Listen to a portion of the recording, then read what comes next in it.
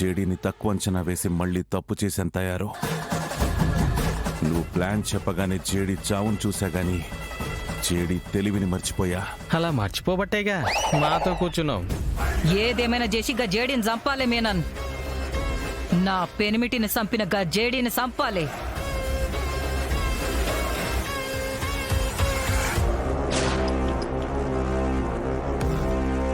గప్పుడే నా పెనిమిటి ఆత్మ శాంతిస్తుంది. అక్కా నీ చాదస్తం కాకపోతే ఏంటే, సేమ్ టు సేమ్ బావ కూడా నీలాగే జేడిని చంపాలని ఒకటే పగబట్టాడు. ఆఖరికి ఆడే చచ్చిండు. నువ్వు కూడా చస్తావు నీ ఇష్టం వల్ల.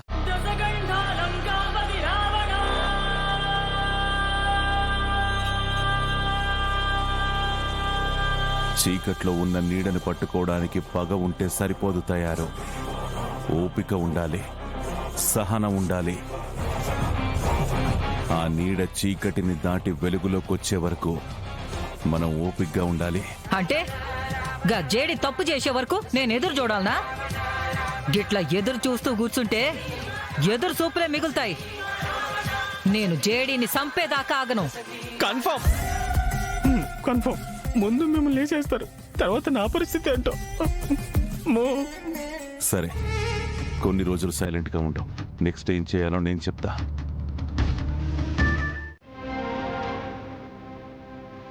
పద.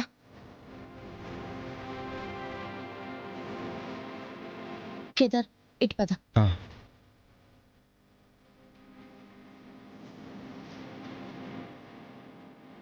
ఆగురి ఆగురి ఆగురి. జేడి కేడీలు మీరేనా? ఏంది జేడి, మీ గురించి నాకెట్లా ఎరికినా అని ఆలోచిస్తూ ఉన్నావా? కేడీ కాలికి బుల్లెట్ తగిలింది కదా, ఖచ్చితంగా హాస్పిటల్కి వచ్చి ఉంటారని మిమ్మల్ని వెతుక్కుంటూ వచ్చినా. ఆహా, ఏమన్నా దొరికిపోయావా? ఇన్ని రోజులు నువ్వు ఎట్లుంటావో తెలవక మాతో ఆడుకున్నావు కదా. ఇప్పుడు నీ ఫోటోని సిటీ అంతా పోస్టర్లు వేయిస్తా. నీ గురించి నీ ప్రతి శత్రువుకి చెప్తా. ఇయాటి సంధి నీ సావు నీ దగ్గరికి ఎప్పుడు ఎట్లొస్తుందో తెలవక నువ్వు సచ్చుడు నేను చూడాలా. ఎక్స్క్యూజ్ మీ, ఎవరు మీరు? మీరు మమ్మల్ని ఎవరో అనుకుని మాట్లాడుతున్నారు. మీరంటున్న జేడీ కేడీ కదా? అది మేం కాదు. నాటకాలాడు మాకు జేడీ. నువ్వు జేడీవని నాకు తెలిసిపోయింది.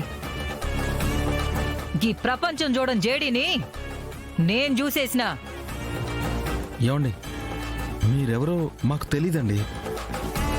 నేను బైక్ మీద నుంచి కింద పడితే కట్టు కట్టించుకోవడానికి హాస్పిటల్కి వచ్చాను. కాదనుకుంటే వెళ్దాం పదవే. వెళ్దాం పద్దాత్రి. ఆగురే ఆగురే ఆగురే.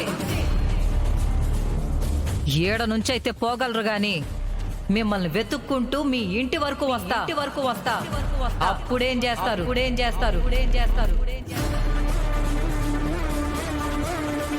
మీ ఇంట్లో వాళ్ళ పీక మీద కత్తి పెట్టి మరీ అడుగుతా. గప్పుడు కూడా గిట్లనే అంటావా జేడి? చూడండమ్మా, మీరు ఇంకొకసారి ఇలా మాట్లాడితే మేము పోలీస్ కంప్లైంట్ ఇవ్వాల్సి వస్తుంది. కంప్లైంట్ ఇస్తారంటే అసలు మీరేమనుకుంటున్నారు? ఇలా వచ్చి చంపుతాను అని బెదిరిస్తున్నారు. ఏంటమ్మా, బుల్లెట్ తాకిన వాళ్ళతో మాట్లాడతా అని వీళ్ళతో మాట్లాడుతున్నారు?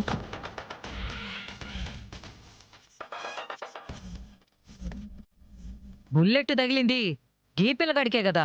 కాదమ్మా, అదిగో అక్కడ కూర్చున్నాడు చూడండి, ఆ అబ్బాయి చేతికి తగిలింది. Thank you. It's okay. గదేంది, ఇందాక గీ పోరాన్ని చూపించినావు కదా. నేను చూపించింది వీళ్ళ వెనక ఉన్న అతన్ని. ఓ గట్లనా? అబ్బోడు అమ్మే, ఇవాళ కాకపోతే రేపైనా ఒకటయ్యేవాళ్లే కదా. మళ్ళా ఎందుకు దూరాలు?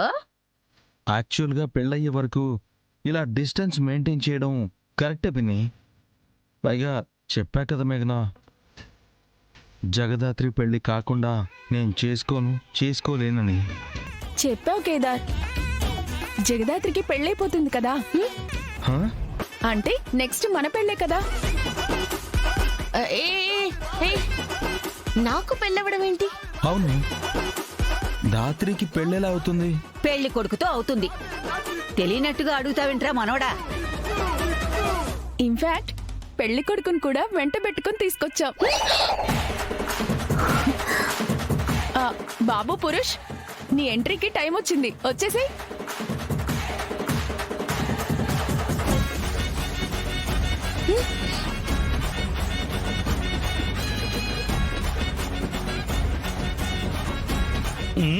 ఓ నాయనో, నేను కాదు ఆడా. ఎక్కడ? ఏయ్ ఆయ్. రేయ్, అది హాయ్ కాదురా, హాయ్. అదే కాదు నేను చెప్పినాను, మరి కొత్తగా చెప్తావేటి నాకు? తింగరోడా. Excuse me. ఏంటి జగదాత్రి అలా చూస్తున్నావు? చెయ్యివో. అప్పుడే జగదాత్రి సిగ్గుపడుతున్నట్టుంది. చేకండి ఇవ్వు. ఇవ్వరా.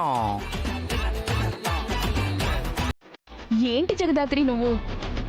చెయ్యివో. చెయ్యి విరిగిపోతుంది రేయ్. ఏంటి మనోడా నువ్వు చేస్తుంది? పెళ్లి కొడుకునేందుకు బెదర కొడుతున్నావు?